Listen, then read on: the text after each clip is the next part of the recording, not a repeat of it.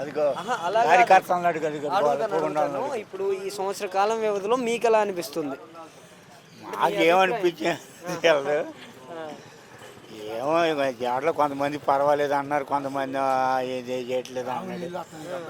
అది కొంతమంది ఇప్పుడు పార్టీ అభిమానాలు ఉంటుంది. పార్టీ అభిమానాన్ని కొంతమంది ఏమో పార్టీ అభిమానంగా చెప్పుకుంటారు.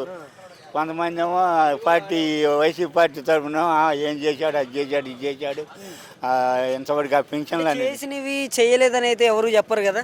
అదే అంటే ఏం చేసినా మరి ఆ కూడా? పింఛన్లు అప్పుడు జగన్ 6 నెలలకు పింఛన్లు ఇచ్చాడు.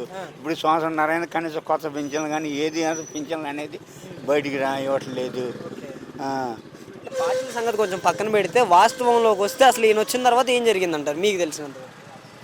ఏం జరిగేది ఉంది, కొద్దిగా పొలాలు కొద్దిగా యాలవేషన్ వచ్చింది. బాగా పొలాలు అమ్ముకున్నవాడికి యాలవేషన్ రేట్లు వచ్చినాయి. ఇంకా అంతకుముందు అయితే జగన్ ప్రభుత్వంలో అంత పెద్దగా రావు.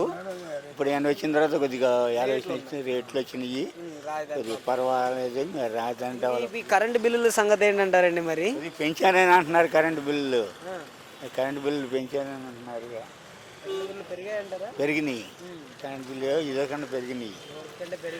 అంటే మనం ఒకప్పుడు జగన్మోహన్ రెడ్డి గారి పరిపాలనలో చూస్తే ఆయన కరెంటు బిల్లులు విపరీతంగా పెంచారు. బాదుడు కార్యక్రమాలు అప్పుడు అది అని అన్నారు, అబాధుడు ఏనా బాధానికి మళ్ళీ తిరిగి సంవత్సరంలోనే. ఎంత కడుతున్నారు ఏంటిది? నెలకి ఎంత వస్తుంది సుమారుగా బిల్లు? మాది అంత మూల 450, 500 దాకా వచ్చే బిల్లు ఇప్పుడు 600, 650 దాకా వస్తుంది. ఇప్పుడు 150 వస్తుంది.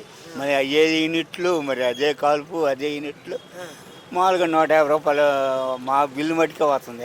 అట్లా మరి దేశం అంతా మరి ఇంకంతే వచ్చింది కదా. ఇప్పుడు నార్మల్గా యూజ్ చేసే మీకే 150, అందులో తేడా ఉంటే ఇంకా ఎక్కువగా యూజ్ చేసే వాళ్ళ పరిస్థితి అదేగా మరి ఇంకా ఆ చొప్పున చూసుకో. మరి అది మరి కరెంటు పెంచినట్టే కదా.